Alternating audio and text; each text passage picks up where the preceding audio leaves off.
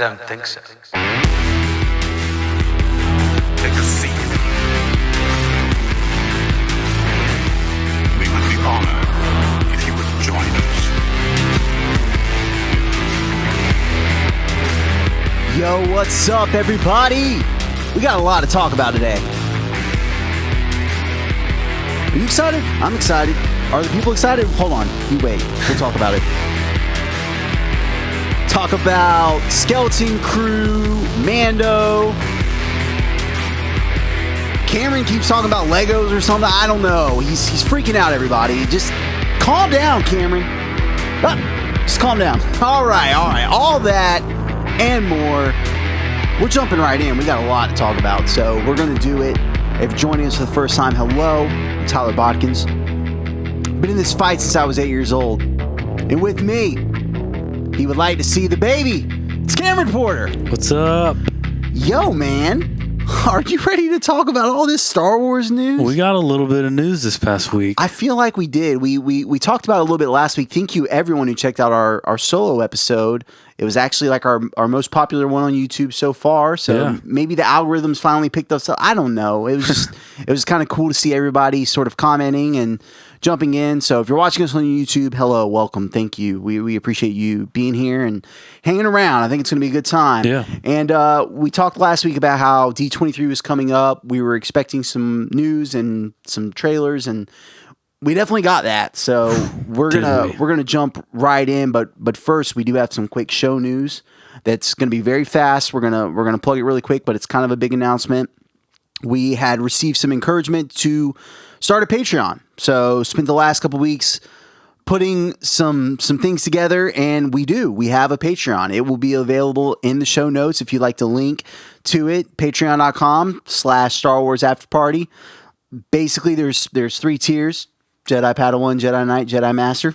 What other options should there have ever been? I think that's what it was always going to be. Yeah. You can come on in. Starts at $3 a month. Get some bonus content. I went ahead and the first bit. It won't always be just me, but just because of schedules and times, the first bit of content is bonus commentaries of the original trilogy. So if you want to hear about the first time I saw Star Wars when I was 8 years old and I started crying in the theater, you can get that story. It's you'll hear all about it if you check it out there. In addition, higher levels get into our Discord, where we're just looking to have some fun conversations about Star Wars, talking about anything from new news to shows when they're airing, the films, comic books. We can have some weekly discussions about comics. I'm excited about that. So if you're looking for somewhere to chat about Star Wars and be able to do it on a daily basis, and we're really, I'm going to be honest, we're trying to keep it cool and lighthearted in there. We're just talking about Star Wars. We're not talking about a bunch of other stuff. I'd like for it to be a place where, I know this is crazy on the internet, but like where we can be kind to each other and just have a good time and share what you think. No right or wrong, just share what you think. It's all good. So yeah, the Patreon is up, and there's a few other things. The highest tier will have a monthly virtual hangout where we get on a Zoom call. We haven't scheduled the first one yet. We're waiting for some folks to come in, and we literally just launched it today. And we'll do a monthly call where we chat for about an hour about Star Wars in person. Me, Cameron, whoever else is in the Jedi Master tier, and even like discuss what we should talk about on the show. Obviously, we got a lot of time between now and when stuff starts coming out, and so you can help us decide. There's a little part of the Discord where it's called the Jedi Council, where Jedi Master level and up will just discuss things for the show. We don't, we've always kind of tried to crowdsource, ideas, and we want everyone to be as involved as they would like to be. So come on in. Like, that's kind of the idea behind it. And I'm excited. We've got our first patron, our friend Jordan. Shout out. He was one of the guys that was encouraging us to get it, and he jumped right in. So appreciate it, Jordan. Shout out to you. And just check it out if it's something you might be interested. If not, keep listening, hang out. That's cool. You can always email us, either written or voice memos to starwarsafterparty@gmail.com. So no pressure. You don't have to contribute in order to keep listening to the show or to contact us. But for something that's a little bit more substantial in terms of more content each week, I'll be doing 1 or 2 bonus episodes a week. And then just being able to chat sort of in more real time on the Discord. Yeah, it's there. If you'd like to join us, we would love to have you. I think I'm most excited for the Discord, Me too. for the way to just kind of be like involved and communicating little bits throughout the day. Yeah. I'm on my phone all the time anyways for work, so it'd be easy to kind of let those notifications pile up, and then at night just go through and check stuff out, read articles, and communicate. So I'm excited for that. Same. I think that's what I'm the most excited for because, when it was being suggested to us, we won't go into all the numbers, but we're not a huge podcast at all. But we've definitely met a lot of cool people. And if it can be a place where we can sort of, I was looking at it a little backwards, and we're going to talk Star Wars, I promise. Please fast forward 1 minute if you'd like. We're going to get right into Skeleton Crew. But the idea of, like, I was thinking, well, I don't think we have enough people and and this and that. Like, if we had more people, it would be cool because there's a community and we could then build the Patreon. But it almost feels like, in a way, I feel like I had it backwards. Maybe we make the Patreon and then we build a community up. So if you want to be involved, again, it's just... You get it. This is what we are. There's a lot of really great Star Wars shows out there. Some of them are high production values and big breakdowns. We're just two guys that like talking about Star Wars, and that's all we're really doing. Right. And we're gonna do it on the Discord. We're gonna do it in the bonus commentaries that I recorded. They're a lot looser. It's a little bit more relaxed. I'm excited to listen to them. Yeah, it's a little bit more relaxed, and we'll definitely have Cameron on some. It's just really a manner of schedule, and I wanted to have a good bit for you guys to sink your teeth into. So there's already like 6 hours worth of stuff there.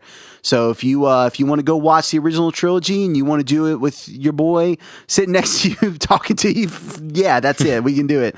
So yeah, that's pretty much it. We're excited. Thank you everybody for being here either way. But yeah, if you want to do that, cool. We'll see you there. Let's jump into Skeleton Crew. Let's go right in.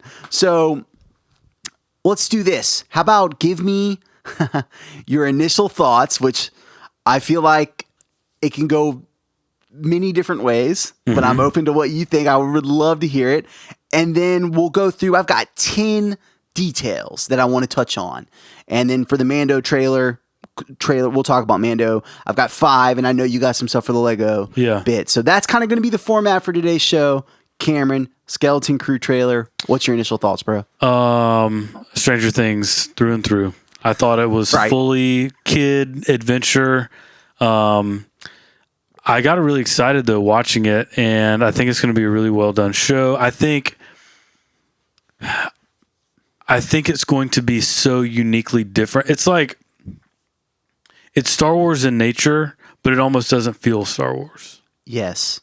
So I don't have any expectations for. I know we didn't really have any expectations for Acolyte, but Acolyte touched a lot of things that we were familiar with. We're familiar with the Jedi Order. We're familiar with the ranking thereof and the origin of the Sith a little bit. But this seems so uniquely, completely different and agnostic of anything else we know as Star Wars. Right. I loved the trailer. It was crazy seeing an Ithorian cutting grass in Star Wars. I think I saw it's one of my notes. I think I saw an Ithorian walking a dog. Yeah. Or maybe that's what it was. Yeah. He's like walking a dog. It's going to be different, but I'm really excited for it. I think it's going to be fun. I think it's going to fall right in that same vein as like Solo. Yeah. Yeah. Okay. Yeah.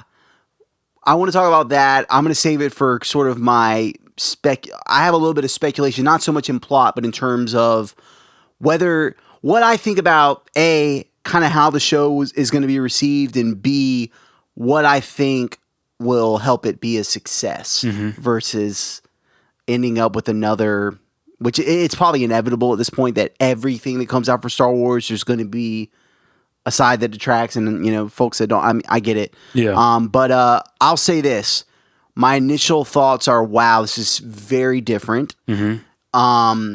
It's everything that everyone said it was going to be. Everyone was like, it's Amblin in Star Wars. Think kind of Stranger Things vibes. It's everything they said. I'm like, oh, you guys really meant it. Like literally. So here's a thought, and then I'll get into the details. In Star Wars, in the original trilogy, George had tons of influences.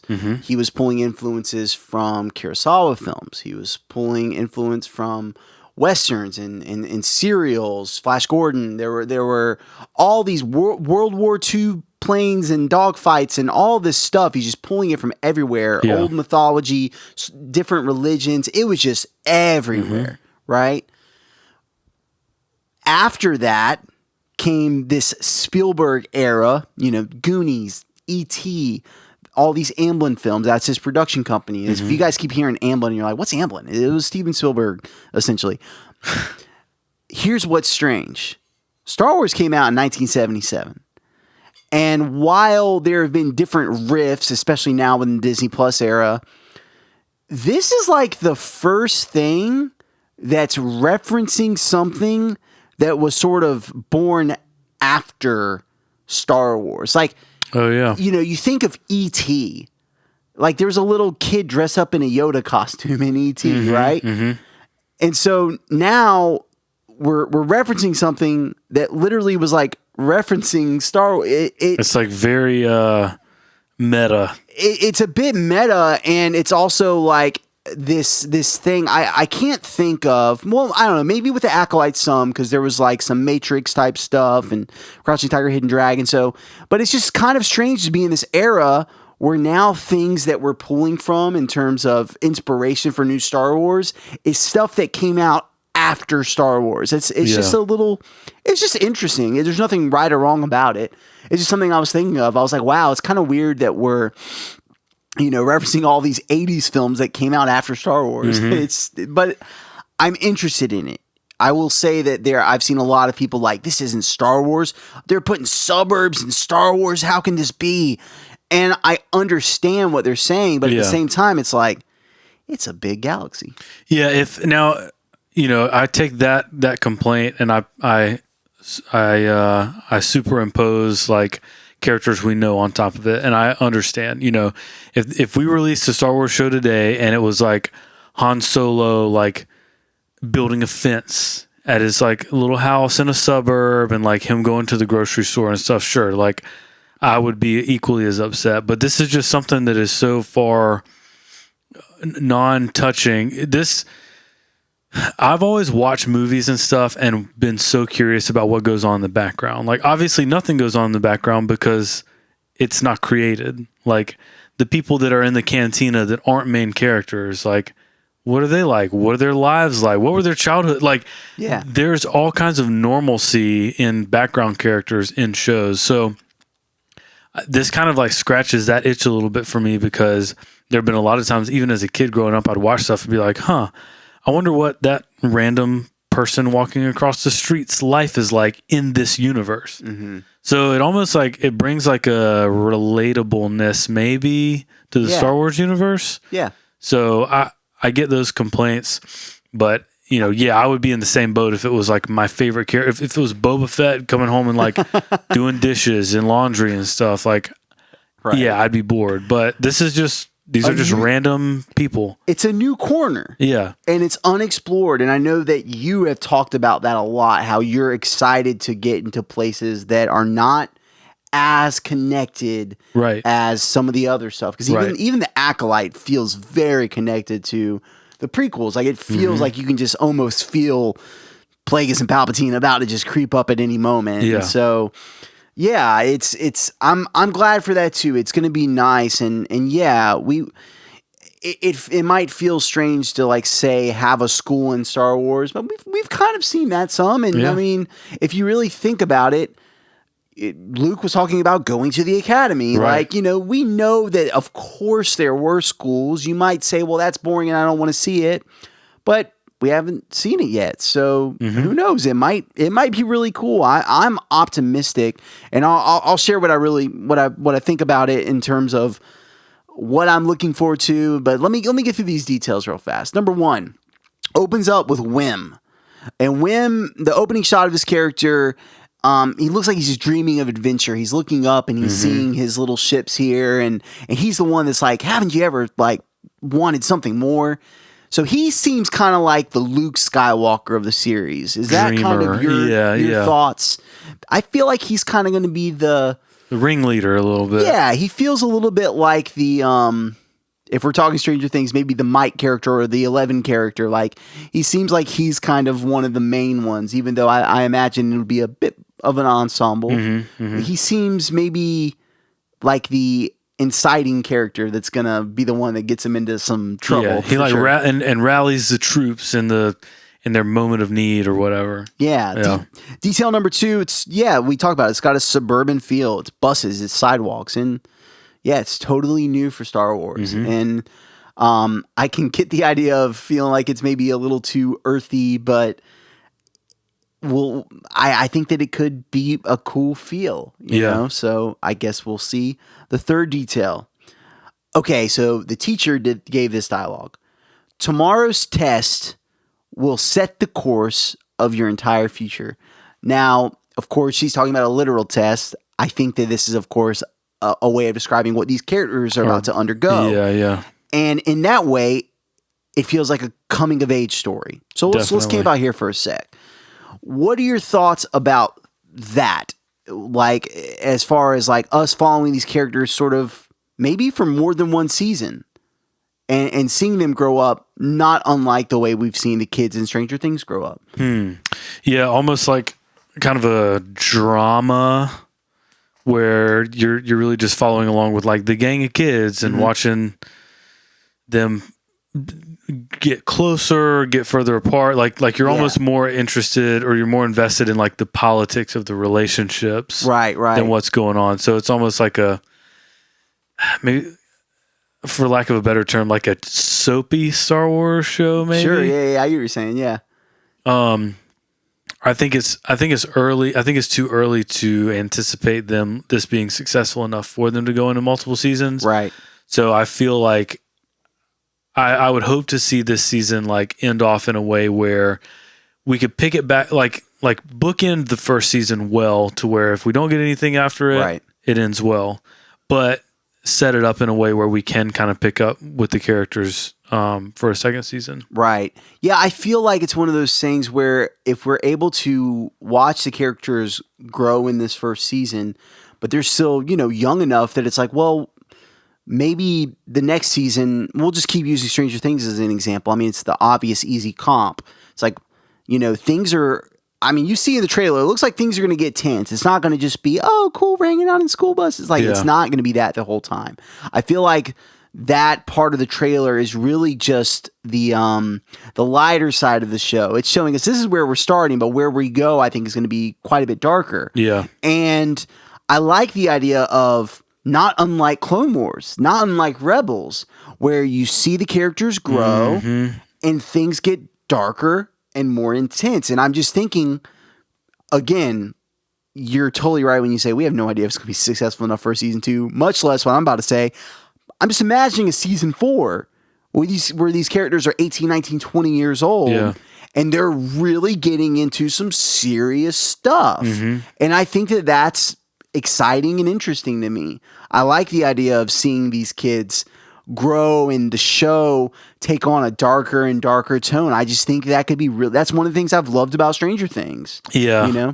I think it could even go in the direction of setting up a new trilogy almost in a way where, we haven't, at least for me, I haven't felt much of a personal connection with any characters in Star Wars recently. Okay. Mandalorian was probably the last one that I really latched onto, or Cassian Andor maybe, but the Acolyte, for example, there weren't any characters that I really grew any sort of bond or attachment with. So I feel like Skeleton Crew to be exploring this ragtag group of kids in this very explorative adventure type setting. Yeah. It may be easier for them to develop characters in a way where we kind of latch onto them more and become more invested in them to where by the end of the season, people are generally more excited about it and wanting more of it. Yes. To the point where they will produce more of it. Because, say what you will about the Acolyte, there were a lot of people that were kind of just ready for it to to be over. What's the final plot? Like, how does the mystery sort of? How does everything can we close just up? let's wrap this up and move on with it? More plot driven and philosophical than what you're character. describing, which is I want to know what happens to the characters. Exactly. I mean, I'm certainly interested in Chimere and Osha. There are definitely people I'm still interested in, but I get what you're saying. Whereas with Mando and Grogu at the end of Mando season 1, it's I want to see more. them go on another adventure. Right. Yeah. Totally get it. So fourth detail. John Watts, he's going to be show running, aka the dude that did the last 3 Spider-Man films in the MCU, and this follows that trajectory of starting with a small thing and then kind of going a bit bigger and then going a bit bigger, and so and kind of seeing someone grow up, coming of age. Like you see Tom Holland's Spider-Man have to make bigger and bigger decisions and having to go up against darker and darker things as it progressed, and so I can see that sort of being where this show may go. The fifth detail is something you already discussed, the Athorian walking the dog. Yeah. It reminds me of that 80-20 rule. It's all right, Athorians, that's 80% old. 20% new is walking a dog. That's not something I expected. Yeah. It may not be a dog, but it looked like a dog. Something like a pet. P.S. I was listening to last week's episode as I was going through to make sure everything was cleaned up, and I said, instead of saying Doug Chang, who is I believe he's the vice president of ILM.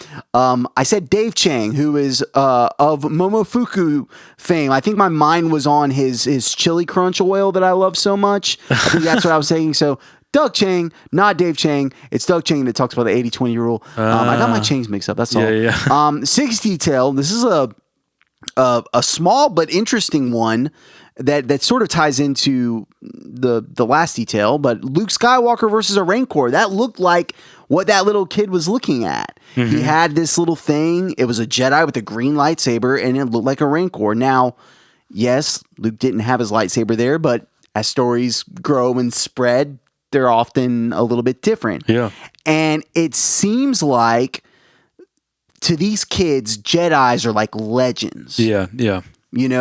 Because we see them looking at, again, what looked like a thing about Luke. I'll go ahead and jump. Detail 10, Jude Law, Jedi. When they meet him, they're like, "You're a Jedi." When they go to my 7th point, they discover a ship. And when they discover that ship, they say, maybe it's an old Jedi temple. Yeah. They're obviously obsessed with Jedi. Imagination, very, very heavy on their imagination with what the Jedi were or how they can connect with them. Yes, and I love that because I that's us. That's us as we were kids. And I know sometimes we get so cool with all of our analytics and we can wax poetic about this and that, but at the end of the day, we were all at one point kids who just loved hearing about Jedi, and that's what these kids are. And I can't wait maybe this is the show that I show my nephew first. This is potentially that kind of show. Yeah. And I'm just excited about that possibility. So back to point 7, they discover a ship. It seemed like maybe it had pre-programmed coordinates, like it had crash landed or something. What are your thoughts there? I thought that as well. Very ominous seeing some skeletons in the ship, in the hull of the ship. So I'm very eager to see them potentially explore the backstory behind this ship and who was in it when it crashed, what its origins were. We'll see what happens. So this ship ends up going to, it seems like the order of events is we end up at this space station. It looks not unlike the space station from chapter 6 of Mando, the prisoner episode, where Mando went in. It was the episode Rick Famuyiwa directed where we met that guy with the beard from Sons of Anarchy. I forget his name, but you know what I'm talking about. Yeah. And they pulled that job. It had those kinds of vibes. And my note huge there, freighter kind of. Yeah, my note there was that it looked like a wretched hive of scum and villainy. And I think that's where these kids are going to find their first bit of peril. Probably could be where Vane comes in, because we know Vane from season 3 of Mando. Yep. We know that he's going to be in the show, and so it could be there that we meet him, and presumably that's where Jude Law's character is going to be held prisoner. That's my read. We'll see. Point number 9, detail 9, X-Wings. We got some X-Wings. Yep. Are we to assume the New Republic's involved? Like, yeah, that would be my only guess, unless this is some weird like scavenged ships that are being reused by bounty hunters or something like that. But yeah, I would imagine New Republic. that's actually really a cool idea because like those kids might be like, hey, like it's an X-Wing, like come save us, and then it drops down and pirates come out. Yep. Like that would be really interesting to see. You might be onto something there. Yeah, the final detail, we see Jude Law and we see these keys float towards us as though the Force is pulling them, and the kids ask, "Are you a Jedi?" And he pulls his hood off, and we see him, and that's the end of the trailer. Mm-hmm. Do you think that his character is a Jedi? Like, are we to believe what we see, or should we be skeptical? Like the guy from Obi-Wan. Yeah, when the keys started moving, my immediate thought was that it was going to be one of the kids. They were going to be like, "Oh, you're a Jedi," and everybody's going to turn around, and one kid's just sitting there with his eyes closed, like focusing on these keys. So they could definitely go that direction with it, but no, I think Jude Law is the Jedi. And so he's. It's not that. I'm just curious, is he a Jedi? Like, obviously, it's possible that he has been locked up for the past 20 years or something. Yeah. Could he just not be a Jedi, but be Force sensitive? Force sensitive. Or, like, I don't know. Like, are we throwing another Jedi out there in the mix? This time, this Jedi he didn't seem like he was too powerful. Like, the keys were kind of like floating, but they weren't like... It felt even clumsier than Luke pulling the lightsaber out of the snow of Hoth. Like, yeah. I don't know. What are your thoughts? I do think that he's to be the Jedi. Okay. Jedi, like he was in the Jedi Order. Order 66 happened because he's old enough. Yeah. And okay, all right. Yeah, I think so. I think he's been in hiding. I would go so far as to say he was in hiding and then got wrapped up in some kind of job or bounty or doing whatever he has to do to stay alive, and then just got thrown in. So are we saying that maybe he's been morally gray since Order 66? Well, morally gray, I don't mean that like he's been doing some shady stuff. I just mean like just got kind of wrapped up in the wrong thing. We've seen instances where like Cal Kestis when he was hiding out doing the ship work. Like Jedi will get in trouble for something, but are so afraid of being exposed as Jedi, right, that they won't intervene in a way. They'll kind of allow themselves to be taken in. Yeah, that makes sense. Well, here's what I will say. I think that the show is going to almost inevitably, it already is if you look at any of the comments, but that seems to be everything that gets posted about Star Wars these days. I think there's going to be a good bit of negativity. I'm sure there'll be a lot of criticism. Some might be warranted, some not. It seems standard fare. Brace yourself. This is Star Wars these days. That said, here's how I think the show is going to work, and this is why I don't feel like I can call it either way yet. Mm-hmm. Here's what I think. It's not going to be a crazy lore-defining show. It's where it's bringing in a bunch of crazy lore, like something like Ahsoka did. It's not. It doesn't seem to me like it's going to be this like, critical analysis of good and evil and bringing in all these philosophical things like The Acolyte did. It doesn't seem like it's going to be this dark, intriguing spy thriller like Andor. It doesn't seem like it's going to be bringing in characters like Obi-Wan. It doesn't seem like it's doing any of that. Yeah. I think the way this show is going to work, if it's going to work, it's all going to be about how it feels. Yeah. Does it feel good? Mm-hmm. And that's what it's going to be. So I would say... That's that Solo thing. Yes. Fun. Yep. Where it's cool and fun. And I don't think this is going to be as quote-unquote cool as Solo. It's a bunch of little kids. Mm-hmm. But it's coming out December 3rd. That Christmas spirit will be in the air. Maybe you're the kind of person that likes to buy into that and lean into that. Maybe not. But...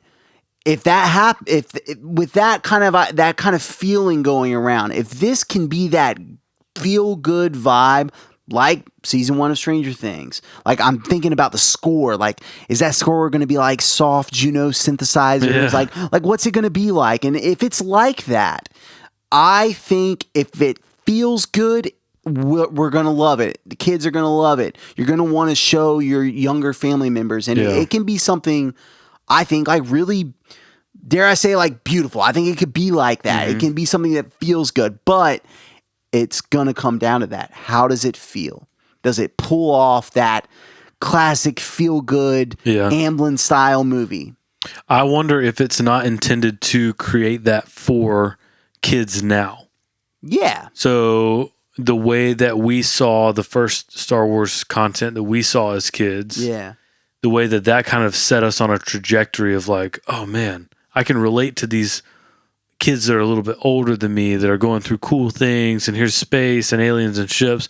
I wonder if it's not meant to go ahead, almost like this is a really pessimistic take on it. Okay, go. But what if Disney, Star Wars, Lucasfilm is like, you know what?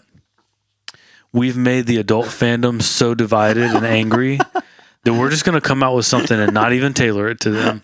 We're just going to start from scratch with a fresh generation. It could be. So, 11 to 16-year-olds of 2024, here you go. Yeah. We're going to try to impress this on you and kickstart this era of Star Wars that kind of grows up with you guys. We'll see. Yeah, it could be that, but I think that would probably be a bad move because parents are going to have to want to show them the stuff. Yeah. I will say this. I'll kind of counter that.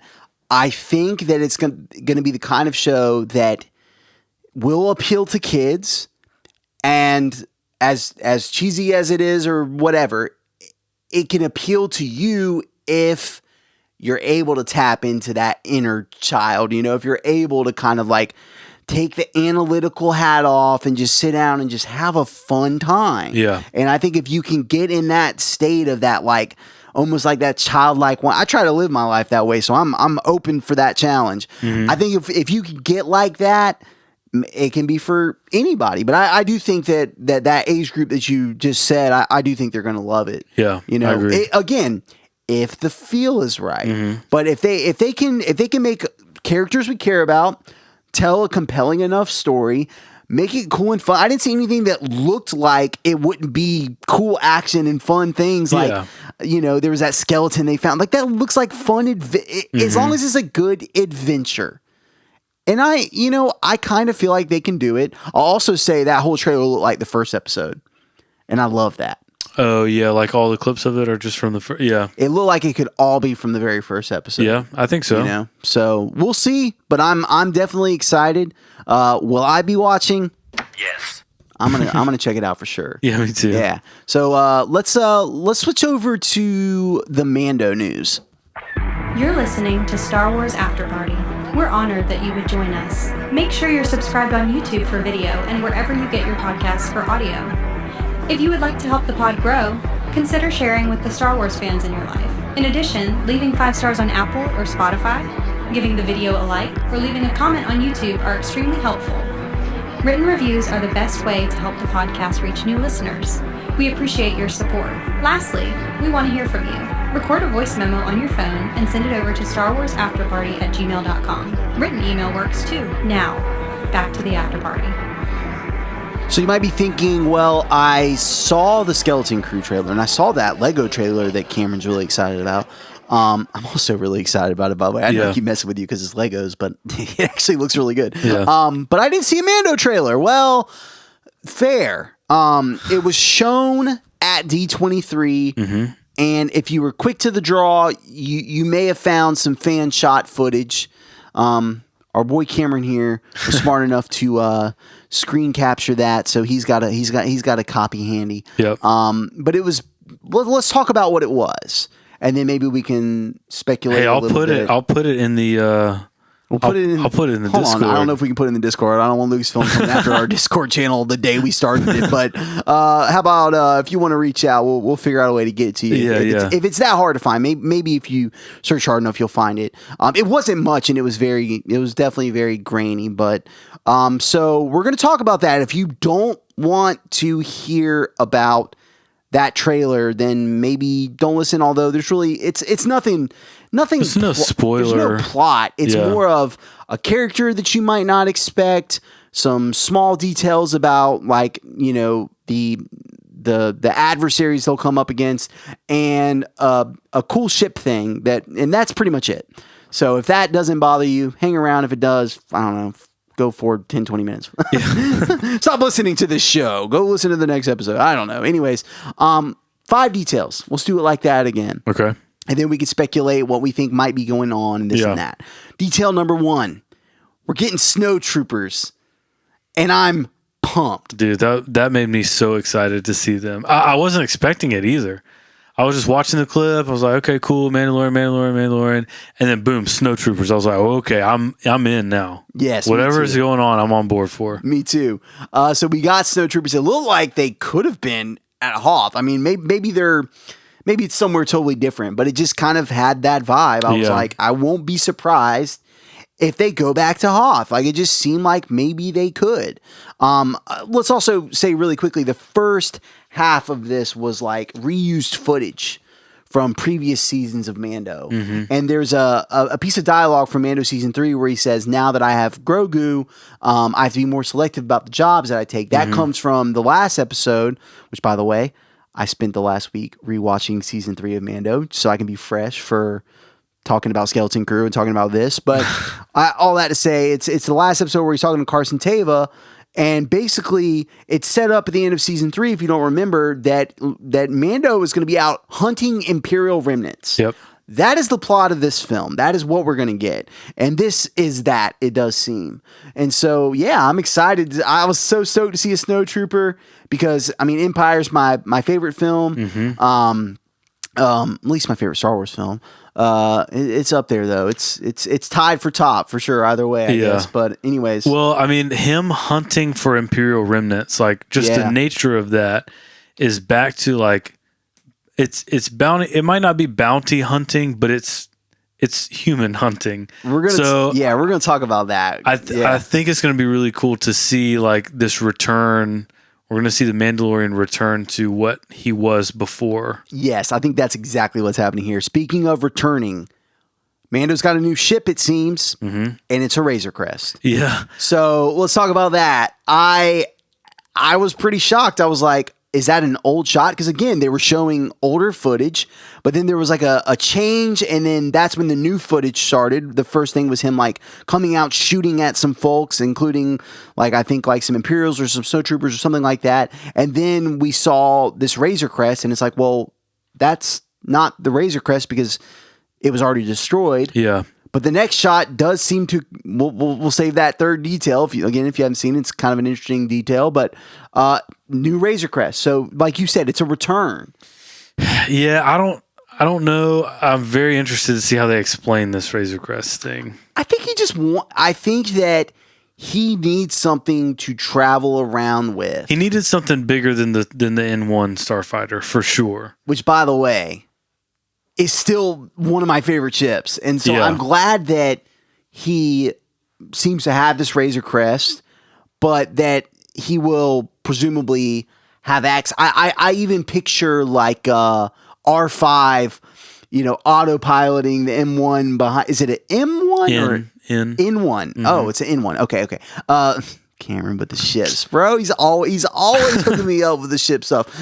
See, that's why I don't have to remember them. I got you, bro. Yeah. But I can almost picture R5 autopiloting the N1 behind the new Razor Crest. That would be cool. And I love that idea. I love the thought of let me write Star Wars real fast. It's like they're in the middle of this fight. Mando drops out of the Razor Crest, hits his jetpack, flies over, lands into the N1, shoots off, and like goes off into battle. That would just be so sick, man. Yeah. So I was devastated when the Razor Crest was destroyed. I think I remember we were texting about this because I was in the process of building the Lego Razor Crest. While watching that episode, and I was just like, it's rough. Are you kidding me? It's rough, man. Did you like immediately pick it up and just like throw it? I thought I was just kind of like, what's the point? No, I finished it though. It's in a nice display case in my house. Good. But yeah, I mean the Razor Crest, it mentioned it throughout the series that it was a pre-Imperial ship. So it didn't have it was untraceable. It didn't have any chain codes or anything associated to it. So it was very easy to kind of fly under the radar. So the nature of a Razor Crest is what he needs to be as incognito as he possibly can. Good point. I'm just very surprised. I don't know if he's gonna have had what's her name rebuild in one. Pelimoto. Pelimoto. I was gonna say Mos Pelgo. That's not right. Yeah, they're around there. Yeah. But or him finding another one aftermarket, but that just seems really that seems like a stretch too, because they're rare ships. Right. So I'm curious as to see how they pull that one off. Yeah, we'll see. I'm excited to see it. The third detail we're going to share is Zeb, our boy Zeb. Yep. You know, this really tracks because we saw him teased in Mando season 3. Mm-hmm. He's hanging out with Carson Teva. And, you know, this is, I think, a Delphi base is the name of the base. Presumably that's where Mando is going to be sort of taking his missions, or maybe it's just one mission, his mission out of. Presumably, that's what I think. Yeah. And it makes sense that Zeb would be hanging around. And so I imagine he looks great in Mando. Yeah. Season 3. I just watched it yesterday, and I was like, man, he looks amazing. And then I started thinking, that must be really expensive. And so, you know, I almost feel like the model was made and he was sort of set up and teased, knowing that he was going to be used for something like this. Yeah. So, and we'll talk about whether the Mando movie was always in the cards or not. I have some theories and suspicions, but we'll save that. So what'd you think about Zeb? Are you excited to see more of him? Yeah, I thought he looked great. I could easily see him fitting in well with Mando and kind of the way Mando, the way that Din Djarin like operates. Yeah, I think it would work well for Zeb. Yes. I think he'll bring in a nice comedic edge to Din's like stone coldness. I will say, I hope we get a return to Din being more reserved and a little more of a square. Because in Mando season 3, we did see him cracking some jokes a little bit and being a little bit more loose, which was fine in his development as becoming kind of a father figure to Grogu. But I'd like to see him a little bit more reserved, and then let a character like Zeb come in, and kind of build that dynamic between the two of them. I think the thing that could do that, because on one hand you can say, well, that would be like a backtrack in his character, but I think that what might cause that is you sort of see it in season 3 of Mando when Grogu got the IG suit. It was very much like he was like, I don't like this. Like he kind of did go back to that old. I think that Grogu growing up, entering his, I know he's not a teenager, but just bear with me. The idea of like him sort of beginning to rebel and try to go out on his own a little bit, that could cause Mando to certainly like be a bit more cautious and a bit more reserved as Grogu tries to extend more freedom. So I could see that happening for sure. And just for folks who maybe haven't watched all the animated stuff, maybe we should clarify who Zeb is. Yeah. So Zeb is from the show Rebels, which aired 2014 till I think 2017. He's part of the Ghost Crew. Other members of the Ghost Crew that we've seen in live action would be Sabine, Hera, Chopper, Ezra. These are characters that Zeb is essentially they're a part of a family. Yeah. And so if you haven't checked out Rebels, it's a great watch. It is a good show. Definitely check it out. Maybe that'll be what we do our next commentary on. I will mention this. I'm going to be recording, right now I think there's one patron in Patreon. We literally just launched. I'm going to be recording bonus episodes. I did the original trilogy. I think I'm going to jump to a show next. Okay. And I'm trying to decide, should I go live action? Should I go animated? I'm just going to do a season, and then I might from there pivot off. Eventually, we're going to hit it all. We'll have commentaries. We'll have talked about everything. But I'm trying to figure that out. And one of the things that you can do in Patreon is do little polls and votes. So I'm going to put up a poll. We can vote. Do we go live action? Do we go animated? And you'll be able to leave a recommendation. So maybe we'll go through Rebels. Who knows? So that's just one of those things that I'd like to do in the Patreon is sort of just discuss like, it's all of our adventure. So wherever you guys want to go, we'll go. So just mention that. But check out Rebels. I know my vote, but I'm not going to say it. Ooh, why not? Because I'm gonna let the people. I'm gonna let everybody else decide. That's fair. Without any influence. That's fair. All right. So the next sort of detail is we get Grogu and he's hanging out with these Babu freaks. Yeah.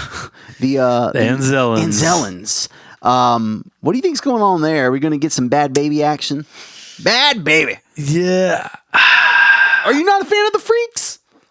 I'm not a huge fan. No, I'm not a huge fan of them. I like the Freaks. I'm not a huge fan of like cutesy plants, I guess, in Star Wars. They provide a lot of value, and they helped out a lot. I mean, they were integral in the show, right? With the way they rebuilt IG-11, but or helped with that whole process. Sure. But yeah, I don't know. I think it'll be.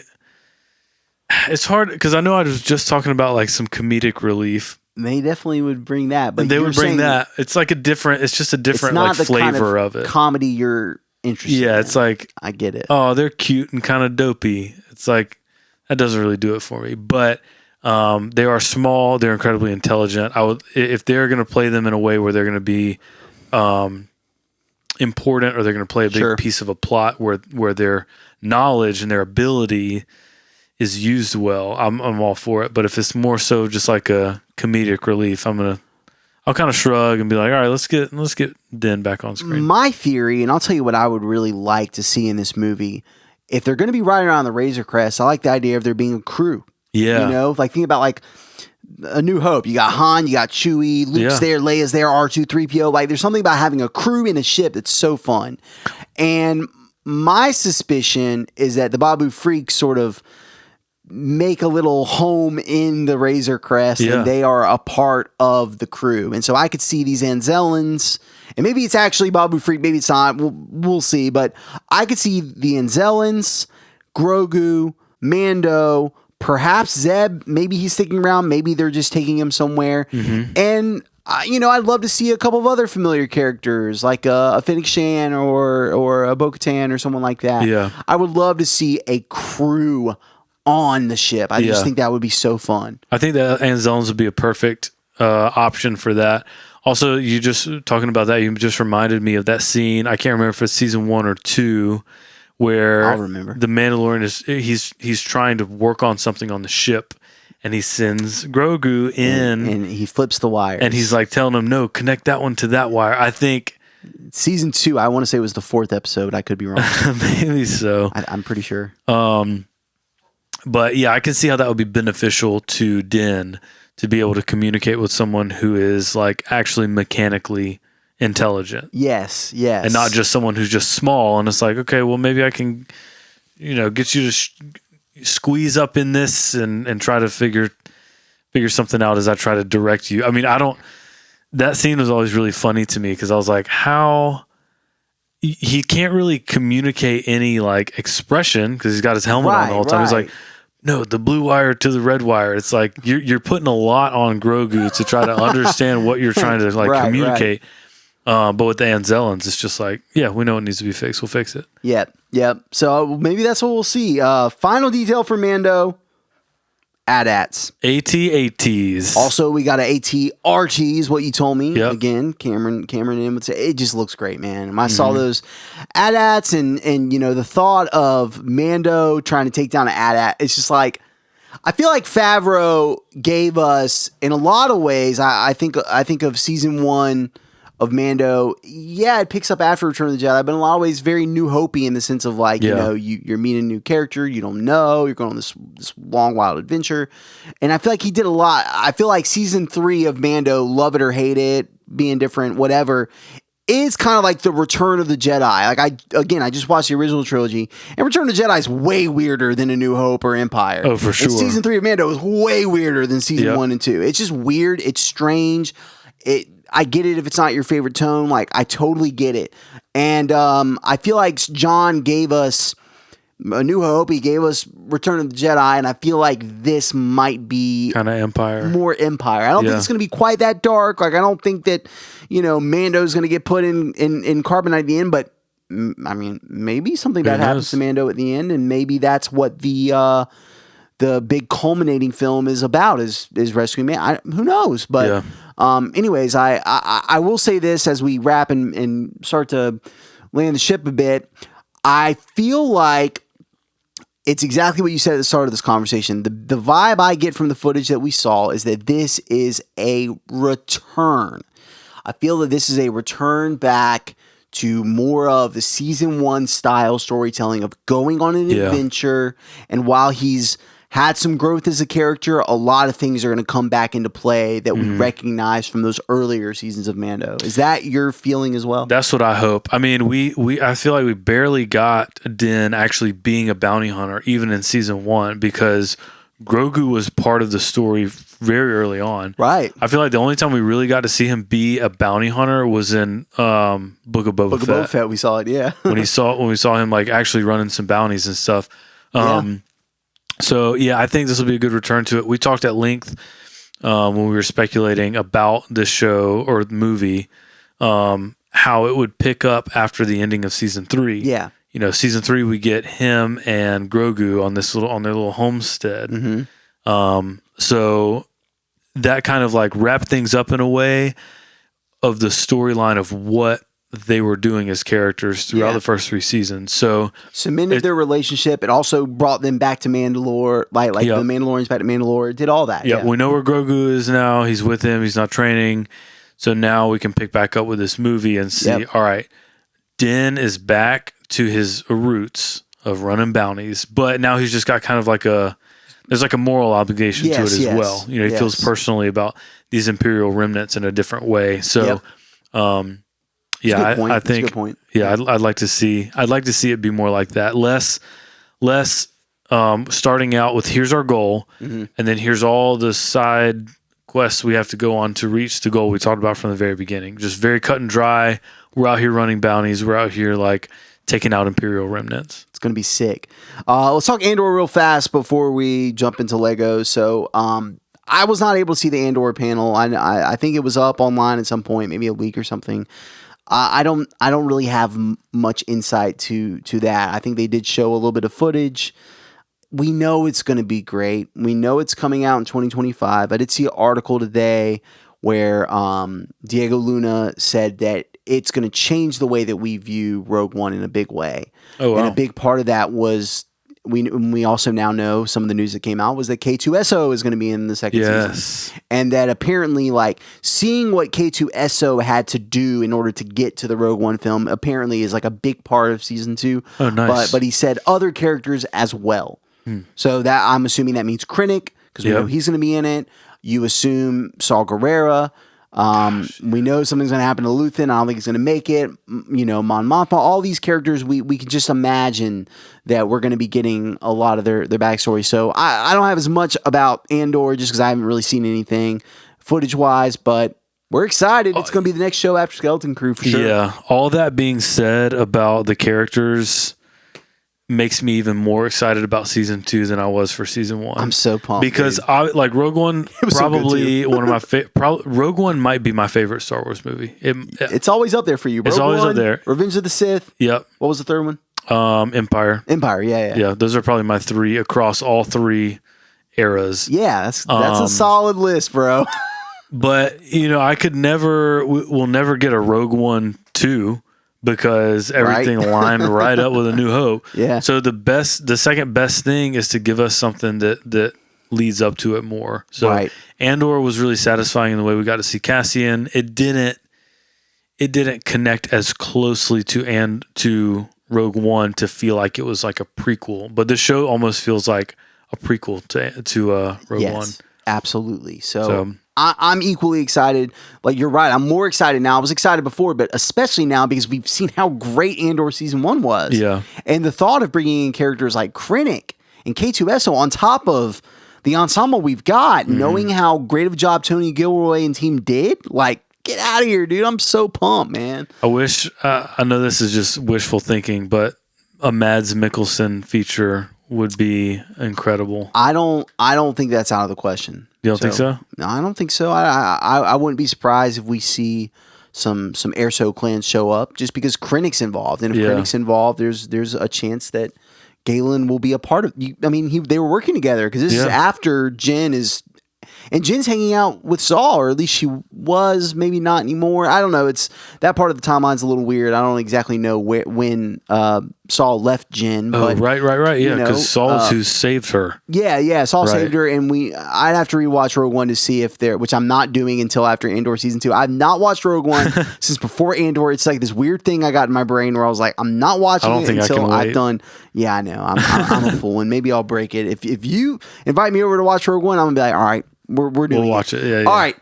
Let's wrap up by talking about, honestly, it looks great. Have you guys seen this trailer for the Lego movie? It looks like a fun time. I'm so excited. Cameron, walk us through it. Somebody commented on the clip of it on YouTube saying that this is the closest we'll ever get to having a Star Wars Lego movie, like a Legit like one. the Lego movie : Star Wars. And I had a couple, and I didn't really have a whole lot of notes on this, but just a couple of quick comments. But the premise of this show, and it is like a 4-part show. Is that what it is? I think so. Honestly, based off of the trailer, it kind of felt more like it would be a movie. Like it would play best as an actual I'm just movie. going to look it up real fast while you're. Please, I'm listening. I swear. But it's a really interesting premise of the fact it's not going to be canon. It's just kind of a fun Star Wars adventure or whatever. Wait, are you trying to tell me that Darth Jar Jar won't be canon? I know. All right. Someone also, I saw another comment that was like, let's all remember here that this is not the inception of Darth Jar Jar. This is just when Darth Jar Jar chose to reveal himself to us all. We cannot deny that Darth Jar Jar isn't really out there. All right. But it's gonna bring that Will Arnett Lego movie, Lego Batman, like fun comedy style to Star Wars, and I think that's going to be really fun, as indicated in Luke's character in this in the clips. We've had Lego Star Wars stuff, but this does feel different. It feels different. It feels much more higher stakes, like a larger production.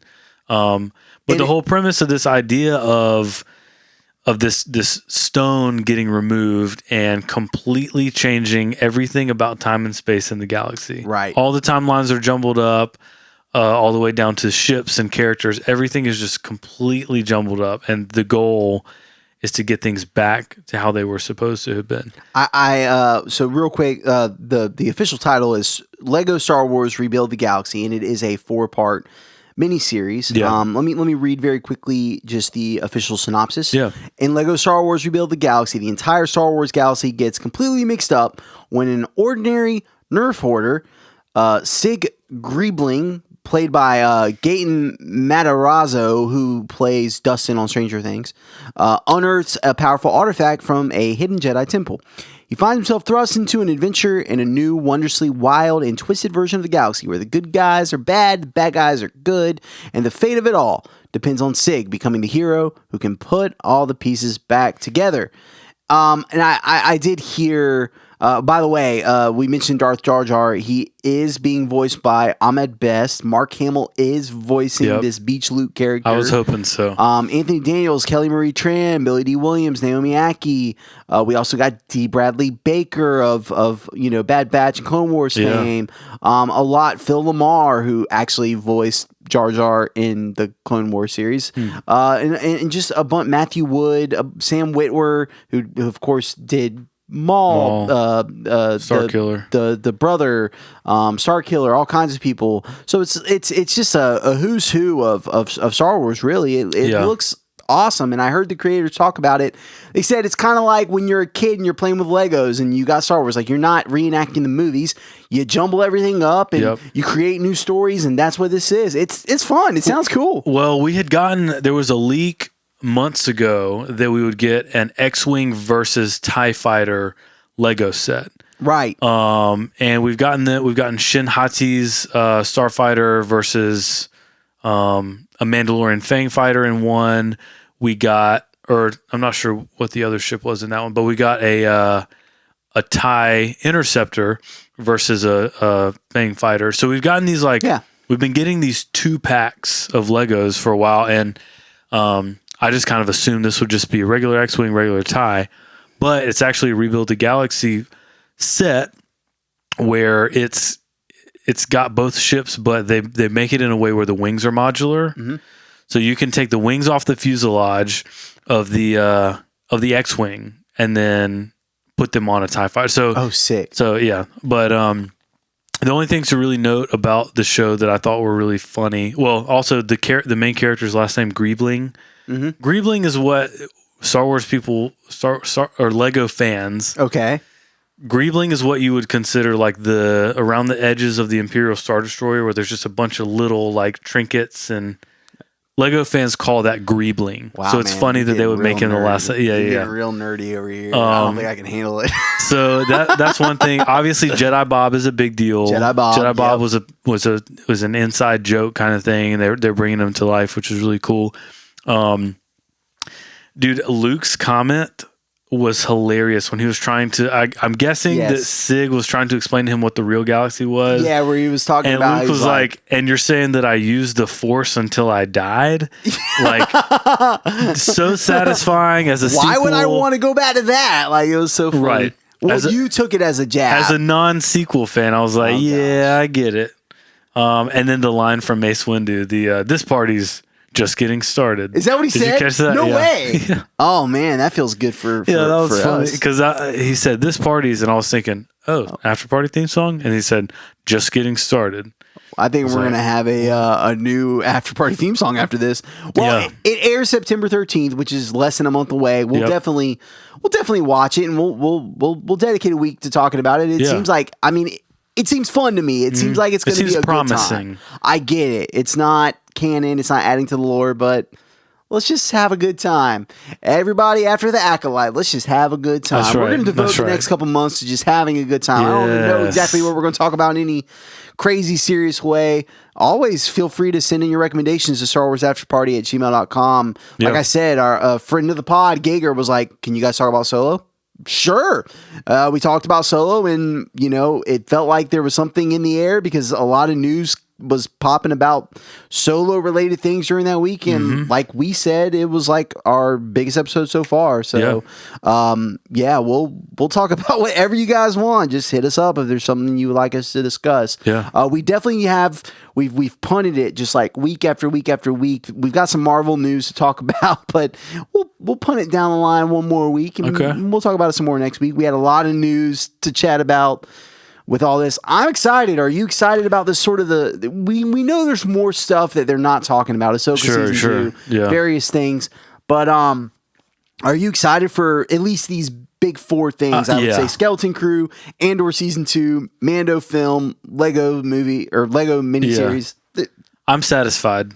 The Mando clip got me really, really excited, and all the other trailers did as well. The news about Andor got me really excited, but I'm just looking forward to a trailer of that. Me too. Well, maybe we'll have some more stuff by next week. You never know. This news seems to come fast and quick these days. Yeah. So maybe something will leak. Maybe something will pop off. Who knows? You got anything else before we wrap up? That's all I got. All right, let's land this ship. We'll be back next week, chatting about Star Wars each and every week. Make sure you're subscribed. Hey, if you're on YouTube, definitely subscribe. Yeah. Hit a like if you don't mind. If you're listening on pod and you want to leave a review or rating, it helps. We definitely got quite a few 1-star reviews during Acolyte. I don't know if that was because our show sucked or if it was because I actually enjoyed the Acolyte. I don't know what it was. But you can leave us a rating and review if you like. It always helps for sure. Preferably not 1 star, but if you feel like that's what we're worth, follow your heart, I guess. Cameron, excited to talk more next week?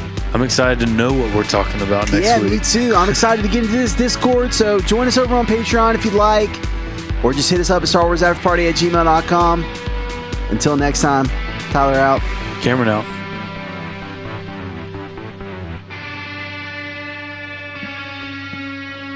This party's over.